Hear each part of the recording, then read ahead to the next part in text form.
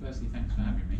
It's a pleasure to come and talk to you about what isn't an especially technical topic, actually. It's really a discussion around what we mean by safety and introducing some level of risk vocabulary into what we do. Now I'm going to start by saying, if I sound a bit croaky, this is why. I was shouting at the TV for most of yesterday. It's indeed a great day to be English. But just get the kind of boring commercial stuff out of the way. OFR are kind of new kids on the block. We're about 3 years old. And we are exclusively a fire and risk consultancy. That's all we do. We're not a multidisciplinary consultancy. And actually, we're born out of, if you like, some level of frustration with how multidisciplinary organisations tend to work. So one of our founding directors, Simon Lay, who was formerly global director of fire engineering at WSP, ACOM, and formerly of Arab. And so we are here purely to focus on fire safety engineering. That's what we do. We do the whole remit of fire safety engineering work, whether it's fire strategy, whether it's modelling, and actually a disproportionate amount of research as far as consultancies go. We have a dedicated research leader in Michael Spearpoint, and we look to proactively engage with universities in relation to research. It's a big part of what I do as part of my job.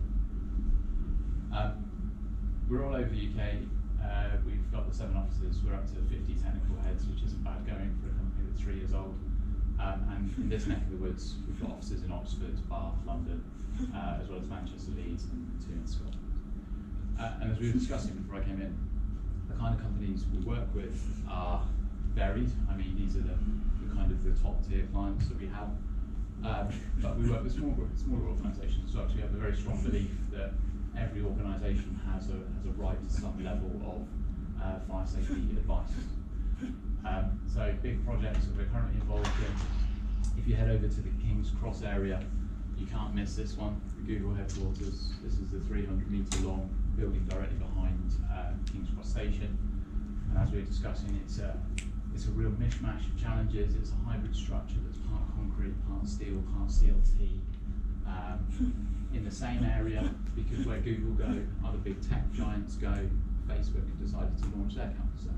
So that's another building we're working on. And people like Shell as well, the revamp of the Shell Centre, which is behind the London Eye. In terms of the talk, like I said, it's really introducing this sort of risk vocabulary. It's a distillation or variation on the themes what I presented at SFP in Malaga, for those of you who were there. And it's had many influences. The kind of the context, the background to this presentation is really in the development of PD 7974 Part 7, which is a code of practice for probabilistic risk assessment for fire safety engineering in the UK. And I just want to focus on this statement from Watson Hall, which is every decision related to fire safety is a fire risk decision, whether it's treated as such or not. And there's this kind of tinge of, or this inference of neglect. This idea that actually we work in a risk-based environment, but we don't always treat it as such. Now I come at this from a designer's perspective. I've spent half my career, or just under half my career, as a researcher, but I'm now very much stuck in the consultancy world forever, I think. I won't be going back. And I take no credit for this. I steal this diagram from Angus Law and from Arab, who describe good design as being able to deliver solutions that meet the goals within the often competing constraints. So actually delivering a good design is all about balance, it's all about resolving conflict. It's actually working at, Guillermo's got his traditional 2 interfaces, we've got 3 interfaces here where we have to find a balance. So this is where good design happens. If you want to repose this in terms of a good fire safety engineering design, we might say our goal is some level of safety. We might say that we're still trying to develop the solutions, but actually in this case, the test of those solutions are the fires. And we're still trying to find the sweet spot, this design sweet spot, bang in the center of this diagram. We can't develop solutions without clarity in what the safety objective is, and likewise, we can't develop solutions without understanding what the hazards are. Now, my first provocation, I suppose, is that if we were to resize all of these spheres in terms of research effort, in terms of relative understanding, particularly in the structural fire engineering world, which is where I spent most of my career. I would probably argue that in terms of the mechanics of how structures respond, we understand that pretty well. We understand what happens when they get hot. In relative terms, we probably don't know as much about how the fires develop and subsequently how that might translate into how structures get hot. But the thing we probably know the least about is our goal, actually what we're trying to achieve, what it is we're trying to demonstrate, what an adequate level of safety constitutes. And so we have what is kind of this verse tug of war, and I've got the Golna lab up here. I can find a nice picture of your guys. I'll have to put on the slide, but researchers are quite naturally drawn towards very detailed problems. Me as consultant, needing to see bigger picture, needs to understand where this fits into our safety objectives. And so research hasn't really helped us an awful lot, to date at least, in terms of quantifying our safety objectives, being clear about what an appropriate level of safety is. And that's because achieving clarity on safety objectives and translating it into something tangible is really quite hard. We have lots of different perspectives on safety. At the moment, as a consequence of something really quite terrible, we get to observe something that's really quite fascinating, which is actually all these various discussions that are going on post-Grenfell around the concept of safety and around the concept of risk. And society Joe Public, members of the public make some fairly generic statements. They will say, we want to be safe in our homes. They feel that they are unsafe, that you can't put a price on safety, and that actually we should have this almost vision zero culture where it's completely unacceptable to have injuries or fatalities. This is kind of where society comes from in terms of the problem. I'm going to pick on Jonathan O'Neill here, and I only spotted this yesterday, but even some experts in our community will talk about risk in very absolute terms. He's being quoted here in terms of combustible cladding having no place on any building and it must be removed immediately. It is a proven risk, as in risk is this absolute binary thing. Who is this? Sorry? Who is this person? Jonathan O'Neill is the Managing Director of the Fire Protection Association, who actually represent in the main the insurance industry. And that residents need certainty about the safety in their homes. This idea that actually we can be very certain about the hazards and the consequences that society face in their homes. But our building regulations don't talk in those terminology. Our building regulations are a bit more pragmatic about risk. For those not familiar, these are extracts from the building regulations for England and Wales, so they're not repeated verbatim. There's a few of them that I've omitted, but in terms of means of escape, we use phrases about appropriateness. We don't talk in absolute terms. In terms of internal fire spread and structure, we talk about reasonableness and a level of adequacy. And in terms of external fire spread, which is kind of a hot topic at the moment, we use the same sort of phrases. Adequacy in terms of safety, not absolutes. And for that reason, it also uses languages like inhibited or mitigated. It doesn't talk about preventing. It talks about doing what you reasonably can.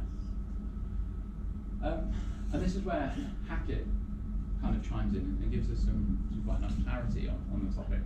And so the Hackett Review talks about a future requirement for the duty holder to present a safety case. And I'll touch on what a safety case means. Hackett talks about this concept as risks being reduced or managed so far as is reasonably practical. Not that they should be eliminated, but we should manage them to an appropriate level. And I mean, arguably, this is a workable way of thinking about risk. It's a very rational way of thinking about risk. And so when we talk about safety, we can start to introduce some vocabulary. And so we can say that a safety level is some quantum of residual risk.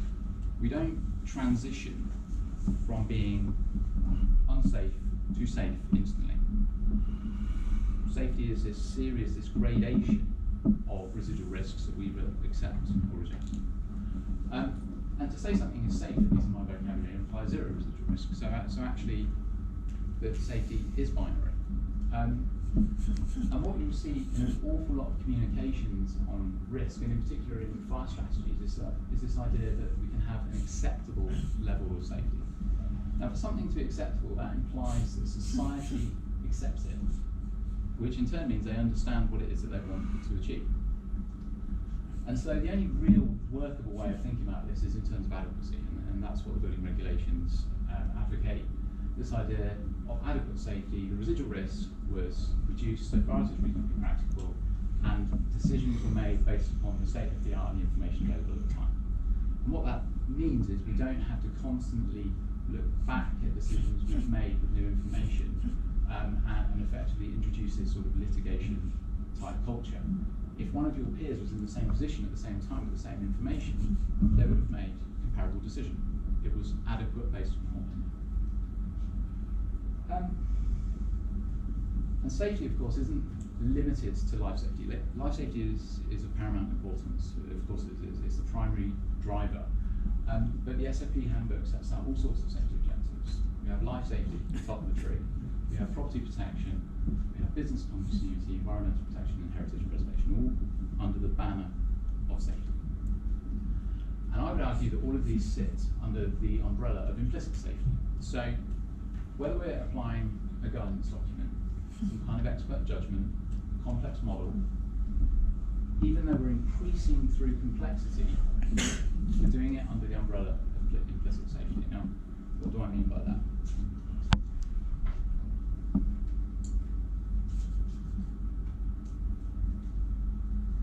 So, traditional performance-based design, if you like, traditional fire safety engineering is deterministic. We express this concept in a paper in fire technology, actually, in analogy to the fire triangle. It requires conservatism in one of the design values we choose, the scenarios against which we test our design, and the performance criteria that we adopt. Now, going back to my structural fire engineering analogy, we can have conservatism in what the design fire is. We can have conservatism in what the load is at the time. We can have some level of conservatism in how the materials respond.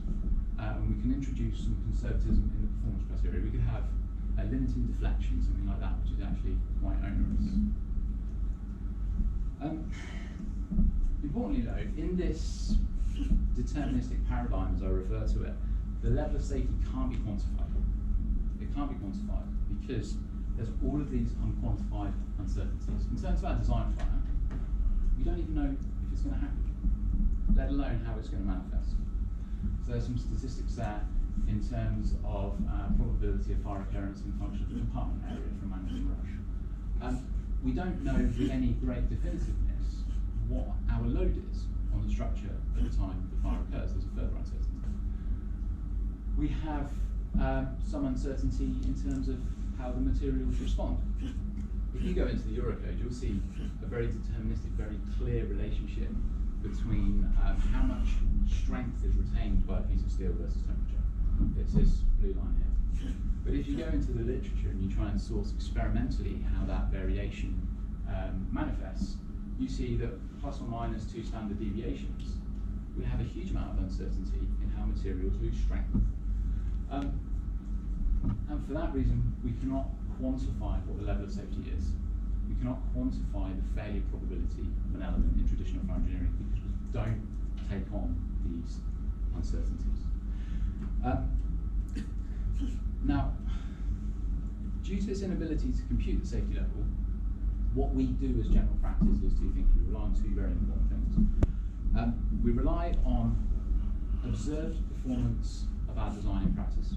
So actually we design buildings, we get to see how they respond, and then we get to observe how society react. And depending upon how they react, this ultimately guides our practice towards either more conservatism or less conservatism, but it doesn't quantify the safety level. And so in the absence of public outcry, we kind of converge on design approaches which we deem are adequate. Case in point is kind of the evolution of design codes. They're always retrospective in nature. We think that we've got some adequate level of conservatism until such time an event tells us otherwise. And then we go through the process of updating that design code. So this idea of implicit safety. So we said that for traditional fire engineering, our safety foundation, the acceptance concept, the basis on which we accept our design, is our experience as a profession. We can't quantify the safety level. We rely on our collective knowledge and society's response to our designs to set the level of conservatism on each one of the sides of this triangle. What that means is that that approach is implicitly limited to common buildings. It is limited by definition for cases where we get to observe how buildings perform. The buildings we build lots of, not the unique buildings, not the shards, the airports, the stadium, because they're uncommon. They're cases where we don't get to observe what happens when fires occur. Now, we can have an uncommon building for a variety of different reasons. We could have an uncommon building because it's the biggest or the tallest. It's without precedent. By definition, it's uncommon. We are applying new materials, CLT, for example. We have no real precedent to call from to observe how CLT buildings perform in fire in practice. There's not enough of them to test the response. They could be uncommon because the failure consequences are abnormal. You take something like the Burj Khalifa. Nobody has built something on that scale before. Nobody has seen the failure consequences of something like the Burj Khalifa. They're without precedent. And so our safety foundation has to change because it's progressively been eroded. We can't rely on our experience anymore because we don't have any. We can't observe how these buildings perform. They are uncommon. And instead we have to move towards this explicit evaluation of the safety level, which relies upon probabilistic risk assessment. This means actually quantifying the uncertainties and looking at the failure probabilities and comparing them against some kind of risk-based acceptance criteria. And this is what we would refer to as a safety case, actually. This is the kind of process that has become the norm in nuclear, for example, the nuclear industry. And this is where Hackett is coming from in some respects. Just because I've said the R word a lot, it's important to just talk about risks and definitions and some measures, and there's no really unified definition of risk. One of our preferred definitions is this one by Hopkin, which is a function of probabilities and consequences of a set of undesired events. The interesting thing about risk is we can express it in different ways. So we can have a scalar measure of risk, or we can have something like a risk curve. And so what you've got on the screen here is a risk curve, and it's entirely generic. It has consequence on one axis, which has some units. It could be fatalities, it could be monetary loss, it could be damage area, it could be whatever unit we decide. And on the other axis, we have some probability of exceeding that, or the likelihood of that consequence. And so for a given building, for example, we could have an array of possible fires. And each one of those fires would produce potentially a different set of consequences. So this kind of vocabulary, this kind of way of thinking about risk allows us to compare the trade-offs between high consequence, low probability events and low consequence, high probability events. And what's quite interesting is when you introduce the risk indicator, because the risk indicator is simply kind of a risk-neutral way of looking at this data. It's the area under the curve. And if the area under the curve for the two cases is the same, then somebody who's risk-neutral would presume the risks to be the same. They wouldn't see a difference between the high consequence and the low consequence events and their rates. But what you see here with RC1 is that actually for the same risk indicator, for the same area under the curve, we can have a trade-off. We can have lots of high frequency, low consequence events, or we can have a more gradual description of the consequences and their likelihood. And this is quite important because society views high consequence events differently to low consequence events, irrespective of their frequency. So society generally would not take the view that RC1 and RC3 are the same level of risk, because RC3 has all of these bad events with high consequences. And that's because society's relationship with risk is really quite complicated. Society are generally perceived as being risk averse. They don't like the high consequence events. And they're affected by all sorts of interesting heuristics. At the bottom here, this is the Hong Kong land use planning plot, and it relates number of fatalities to frequency of return of event, and it basically says society will not accept something in this region. There is a certain number of people that could die in a nuclear tragedy, and we just couldn't bear it. So for that reason, we can't design anything that sits in this region. Our design has to have a safety case that prevents this from occurring, irrespective of the cost-benefit case it cannot be done. And back to the biases, there's all sorts of heuristic biases that affect society's decision making. One of the most interesting is the availability heuristic, and what this says basically is the more familiar a hazard becomes, the more likely society would perceive that accident will happen today. So if you take Grenfell, you put it on the news, fire as a hazard becomes familiar to everybody overnight, and suddenly everybody is disproportionately, arguably, concerned that the same thing is going to happen to them. And it's this availability heuristic. It's because it's being pushed in front of them, and they then start to overestimate that it's going to happen to them. The other interesting thing is how voluntary and involuntary risks are treated differently. And what I mean by that is that if you are, in the extreme case, somebody who partakes in skydiving, then you have some expectation, you in the process of skydiving know that there is some hazard associated, there's some likelihood that you will come to harm as a result of that activity. And so they are likely to be less risk averse in that situation than in a situation where the hazard is involuntary. So if you're sitting at your desk, you do not expect to die from a fire that day sitting at your desk. But as you drive to work, subconsciously there is some kind of cost-benefit analysis going on which says I need to get to work and there is some hazard, and I'm volunteering myself to expose myself to that hazard.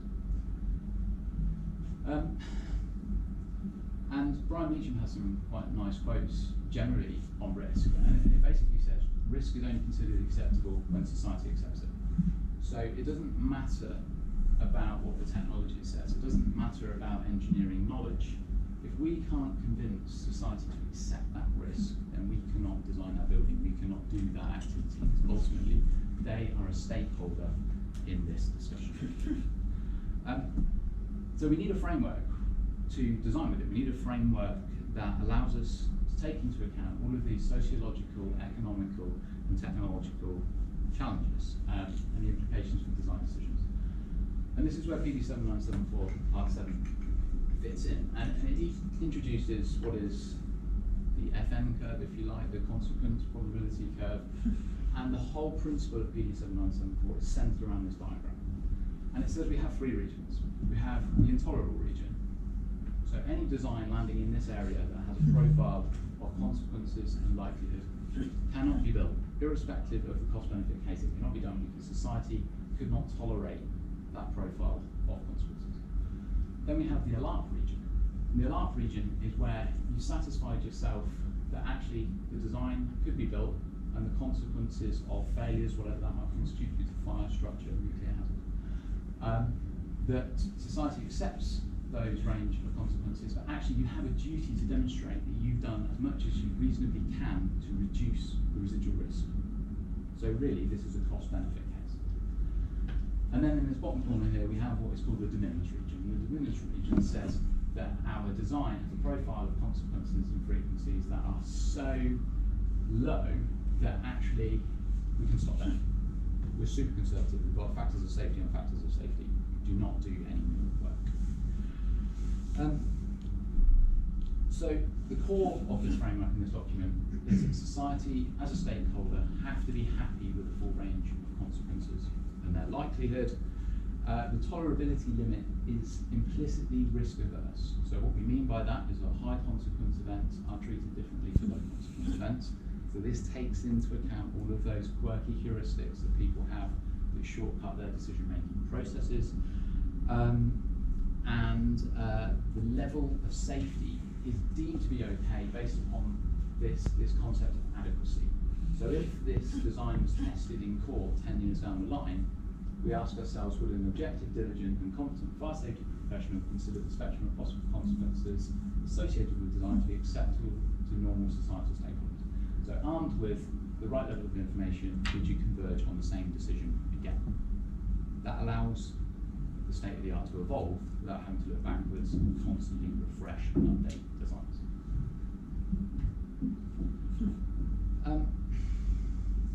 So this brings us to an important point, which is actually, can you overspend on safety? And the real answer is yes, you can overspend. So let's suppose that we have a steel building, and what we want to do is we want to apply some protection to that steel building. Now the important thing is that fire protection serves no other purpose than to mitigate the consequences of high temperature. In normal day-to-day use, it has no other purpose. It's there as a safety measure on call. And the thing with fire protection is you have to make that investment up front.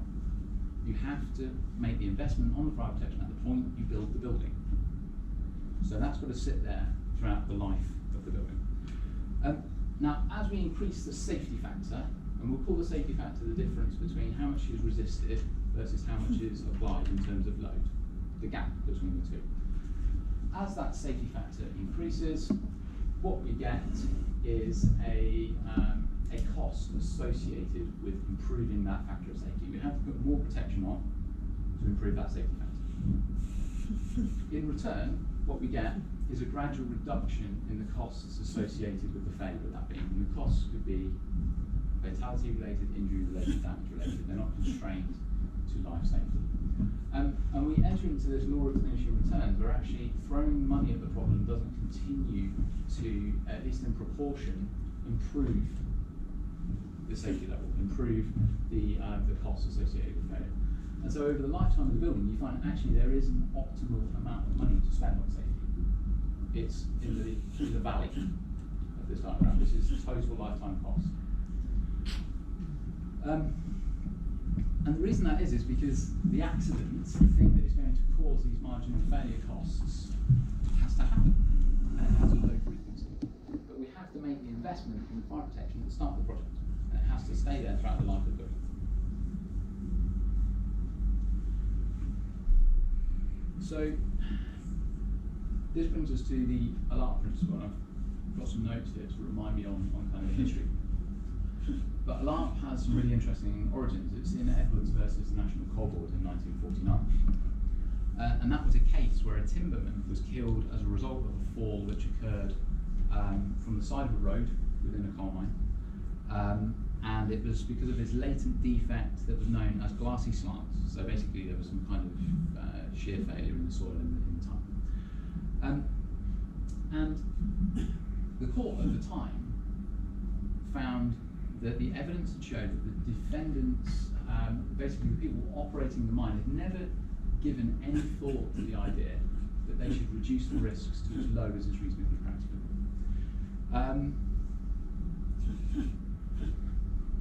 And so it was held ultimately that the wife of Edwards at the time basically was able to sue the coal company for the various damages.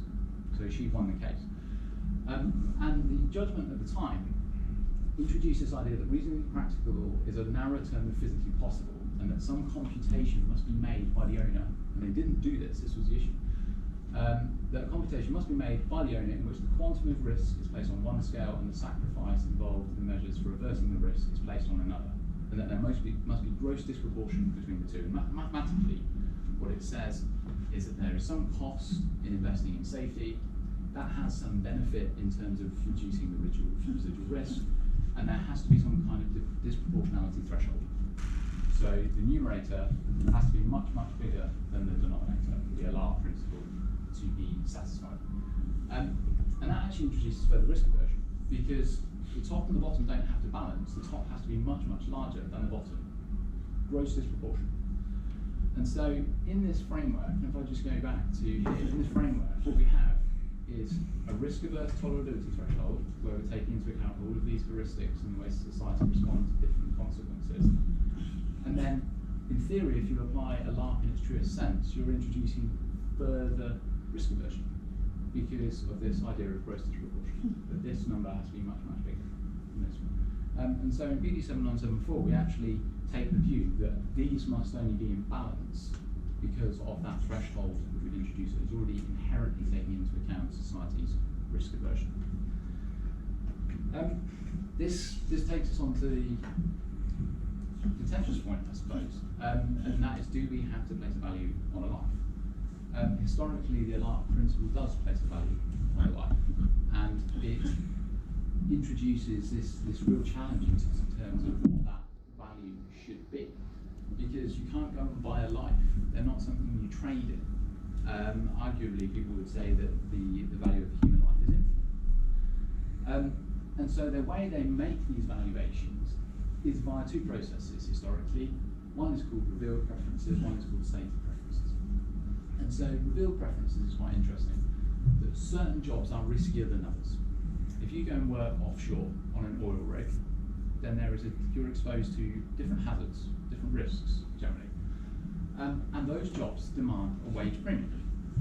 And so based upon that wage premium, it is inferred that you place a certain value on your life. You are willing to take danger money to do the job. The uplift beyond the average that you would pay somebody is representative of your value, but only in that situation, only relative to that hazard. In other cases, we have something called stated preferences, which is basically an opinion survey. People, experts, get around the table in a room and they ask themselves the question, how much money would we pay to prevent a road traffic accident related fatality for a member of the public that we don't know? And they'll debate it and they'll come up with a number. And so that number back in 2006 was 1.8 million. But again, like the revealed preferences, it depends on the scenario. Because if you were to ask that focus group the question again, how much would you pay to prevent the fatality of somebody sitting at their desk and dying from fire? They would answer it differently, and they'd probably place a different value on it, because one risk is voluntary and one is involuntary. And so, really, we conclude quite quickly on the idea that this value of preventable fatality, which is what VPF stands for, is inherently flawed. Actually, you can't place a value on a human life based upon either of these measures, because hazards are different, the way people react to those hazards is different. And this is about the only technical bit of my presentation. It introduced something that we put in PD 7974.7, which is called the Life Quality Index. And if you've seen anything we've written about the J value or the judgment value in fire technology, for instance, this sits at the core. So the key principle is that we can invest in safety measures that improve societal welfare, and that actually we can characterise people's quality of life based upon three parameters. This is what the LQI does. It says people's quality of life is dependent upon their wealth, GDP per capita. It's a function of their life expectancy at birth, and it's a function of what's called a work-leisure trade-off, which is basically how much free time they have to enjoy themselves outside of work. And the Life Quality Index was pioneered by Fwani and Pandey at the University of Waterloo.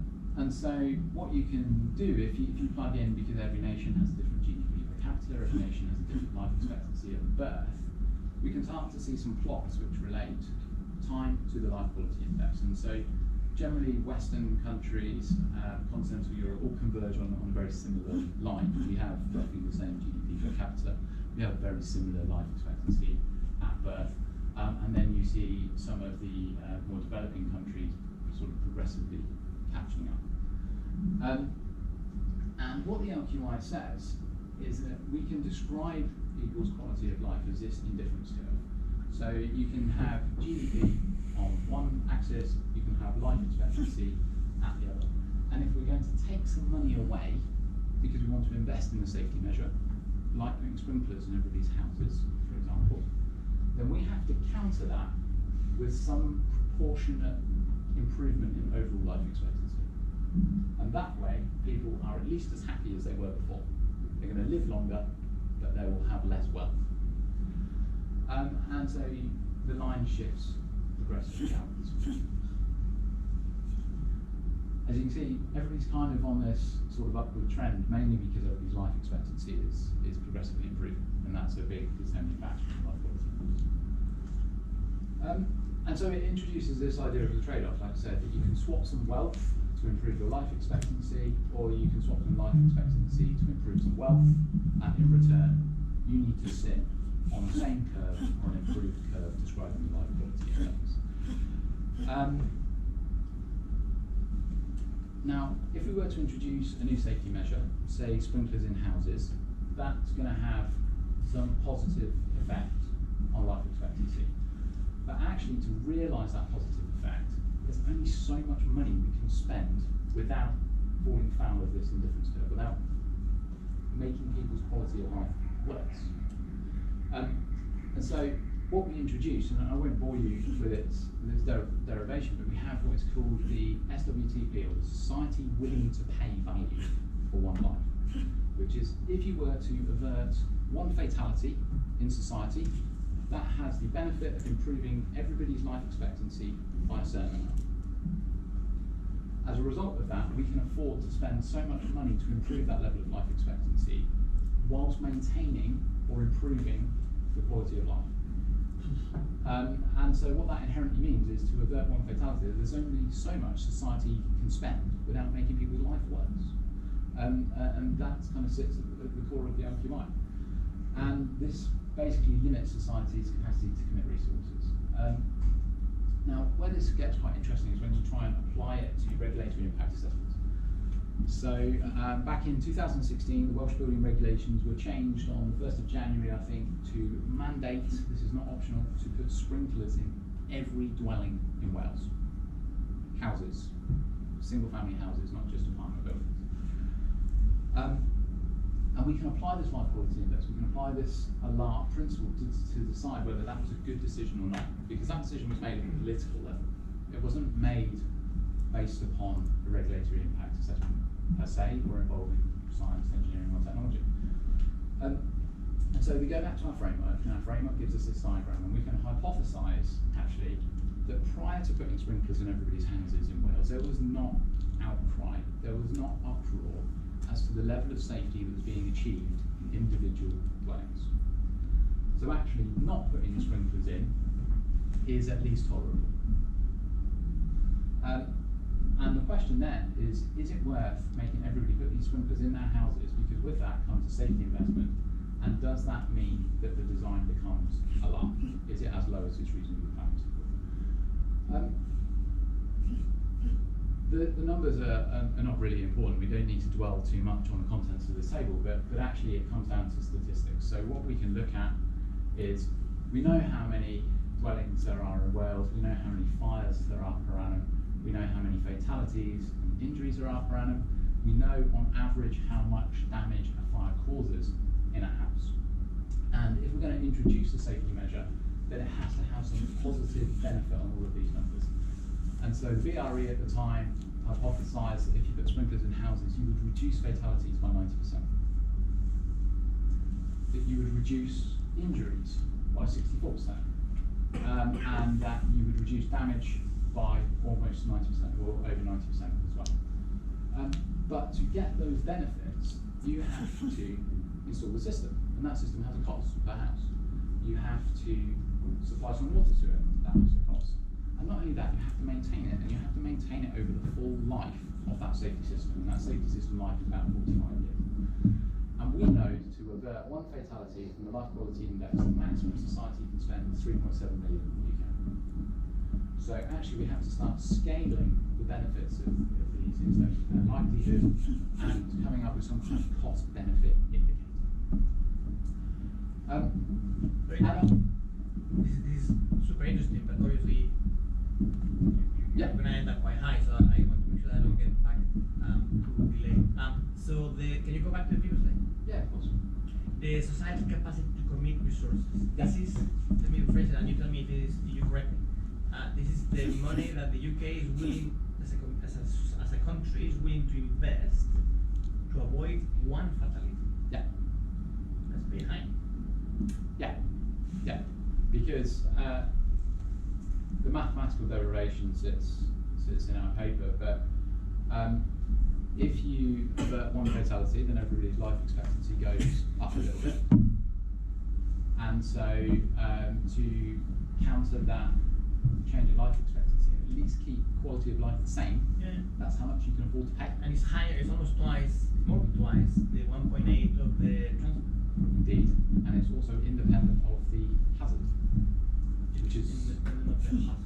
which is the beauty of it. So we can apply it equally to a road traffic accident as we can do to. And this number you figure it out or someone figure it out? And you quote it? I mean, you apply it. So mathematically, you can work it out.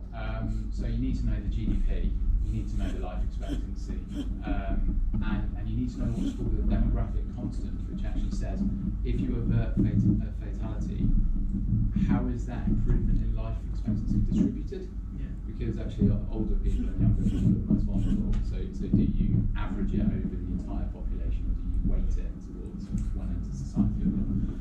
But actually, these values are codified. So there is an ISO standard which gives these values, and so what that means is that you can make different safety decisions depending on your jurisdiction. So the UK is a wealthy country generally with high life expectancy, can afford to spend more money to avert a fatality than a developing country, and so the case for sprinklers in Switzerland would be completely different to, for argument's sake, Kenya. And that's kind of the beauty of it. So, like I say, I don't want to dwell too much on the numbers, but basically you end up with this decision parameter, and it says there's some costs, and those costs have to be discounted over the entire life of the asset. So you might have done economics once upon a time, this idea of net present value.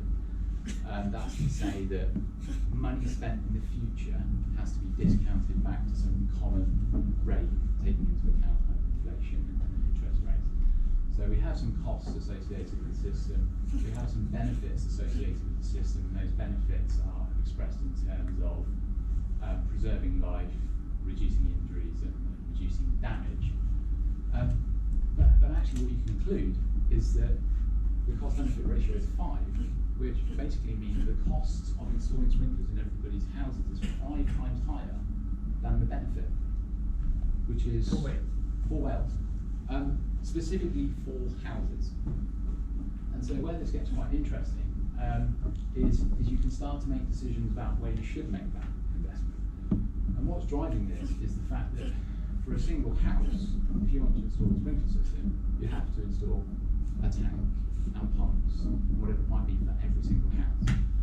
But the moment you go into building types where that infrastructure is shared, so you go to apartment buildings which still have one tank and one set of pumps, for example, then the costs start to come down per house or per apartment, I should say. And the maintenance costs start to come down as well, because you're centralising your maintenance in one plant room as opposed to everybody's individual house. And so that ratio is very different if you look at apartment buildings over 30 metres than if you look at houses. And so what you conclude, and actually BRE concluded exactly the same thing at the time when they were asked to study it, is that based on a cost-benefit analysis, that position, that regulatory change that was made is largely unjustified. And as a result, you make a trade-off, because you are basically taking wealth out of people's pockets to fund those systems that could be spent on other things. The key here is that, okay, so the regulation is in Wales, it's a fantastic ground for discussion. So every home, no matter how big or small, has to have sprinklers, and the owners pay for it. The government is not given an incentive, is not given grants, like with electric vehicles, for example, to promote more. The government is giving grants. It's new houses, so the system is funded by the developer, but presumably translates to an increase in purchase price. Okay, you're right. So they are paid. So if the government says, I have this new regulation, and I'm going to cover the cost of half of it. I'm trying to make it, I'm a mechanical engineer, we're very familiar with what happens with the car industry. Right? So the government wants to wants to alter the demand, it has to create an incentive. Not just a mandate from the law. But this didn't happen, no incentive, just mandate. Correct.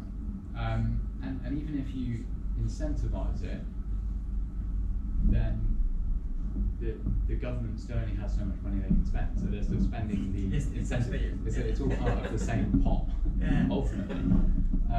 In your analysis, that's beautiful. It's true. Maybe VRE did not consider that. And so, like I say, you end up with lots of numbers. It's multiplying probabilities and costs, but at the core of it is this important number that the investment isn't justified because it costs 5 times more than the benefits. And this is something that fascinates me. In the US, there was Reagan's executive order in 1981, and it's actually survived through various administrations since. Obama retained it. It even sits, believe it or not, in the Trump administration. And that is, if we're going to make some kind of executive decision, if we're going to make some kind of regulatory decision, then in the US they feel that it should be in the hands of the technocrats to make those decisions based upon information, not based upon political pressures. And so they drafted this executive order, which says that there's some importance on basing it on adequate information, that you should only take action where the benefits outweigh the costs to society, because if you overinvest, then that means you underinvest somewhere else, ultimately. And not only that, if you are presented with lots of different options, you have to pick the option which maximises the net benefit to society. So the other way of looking at the Wales case might have been, okay, sprinklers are one safety measure, but there are 3 or 4 others that we could implement. So actually, we could have, it's already the case, but we could have mandated smoke detection, for example, or we could have increased the coverage of smoke detection so that every room in the house has to have a smoke detector. That comes at a reduced cost, that comes at a lesser impact. You don't avert as many fatalities as installing sprinklers, for example. But actually, in terms of the net benefit, the cost-benefit ratio, that case might have been a lot stronger. And so this is kind of bound in US executive decision making. And when you look at the changes to Regulation 7, for example, in relation to combustible cladding, you look at the regulatory impact assessment, and it's not formed in this kind of way. It's very emotionally driven, it's very politically driven. So to comment, obviously Trump doesn't believe in this, but I love it because your J value work, actually, your methodology allows to quantify, and then politicians can take decisions. Yeah. So I'm speaking out loud. Obviously, you know this, just to show you that I'm excited about it. So obviously, if your J value is larger than 1, that's not smart investment. Right. It's not wrong, but it's not smart. Right. Whereas if your J value is below 1, that is what you want to do. Indeed. So in principle, someone says, I want to do something about fire safety engineering in Wales. I have different options. I calculate the J value of all of them, and first you implement the ones that are below 1. Yeah. And only when you have done the ones below 1, you're allowed to discuss if you go above 1. And they went straight into 5. Yeah, because that is maximising what is a finite amount of resources to actually make an improvement in people's quality of life.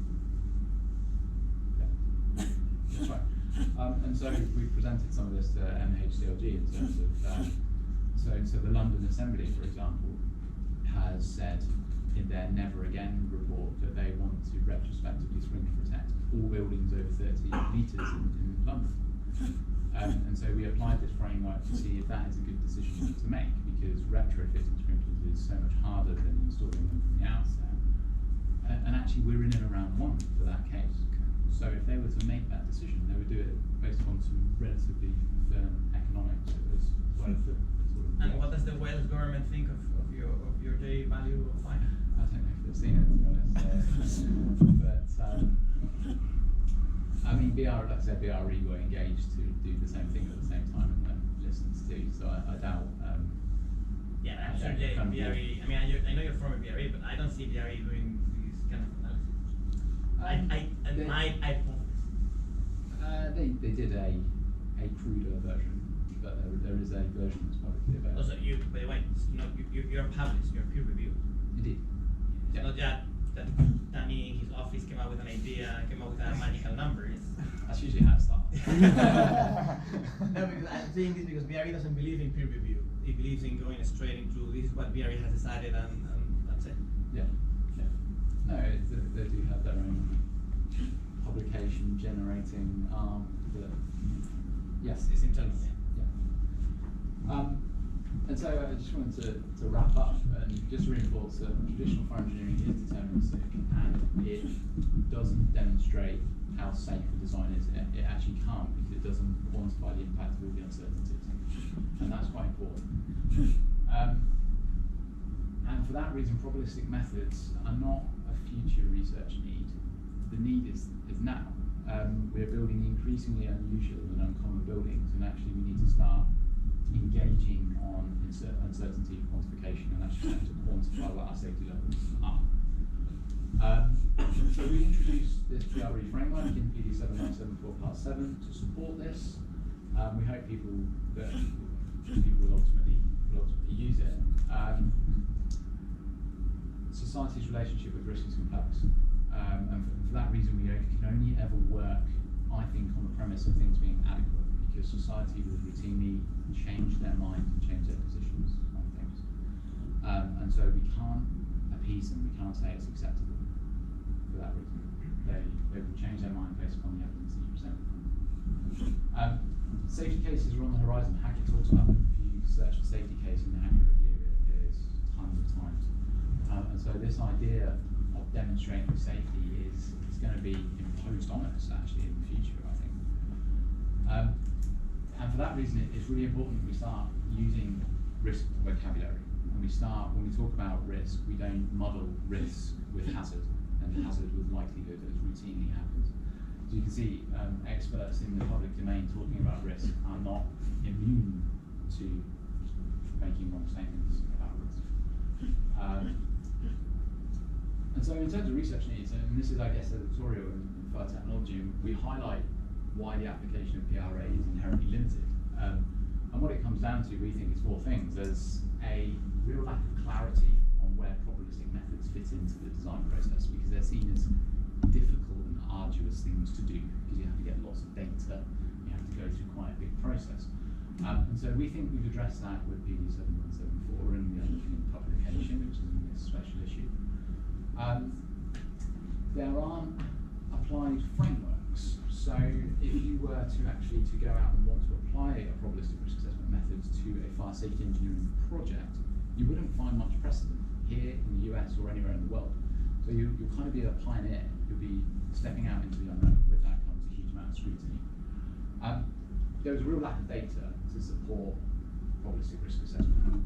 So if you're an experimentalist, quantifying standard deviations, ranges, distribution types is hugely beneficial for probabilistic risk assessment. We don't do it as the norm. If you go back to our fire load density data, it's Philip Thomas from sort of the 1970s, I think, and the various Swedish surveys that were done. We don't have good data to support probabilistic risk assessment. And actually, as I say, there's a very limited number of peer-reviewed case studies which show how it can work and how it can apply. So this special issue tried to address all of these challenges, and I think in some way does. But it was quite a struggle to fill that special issue, I think. We had about 15 or so, 16 or so papers. I think we accepted 10 ultimately made it into the special issue. Because this is still seen as a very niche area of research, which I find quite unusual, because we are engaging on the topic of risk daily in fire safety. And so I kind of repose the Watson Hall quote and say that every decision related to fire risk is a fire risk decision, treating as such, because that's what we need to do. We need to engage on the topic of risk. So that's fine.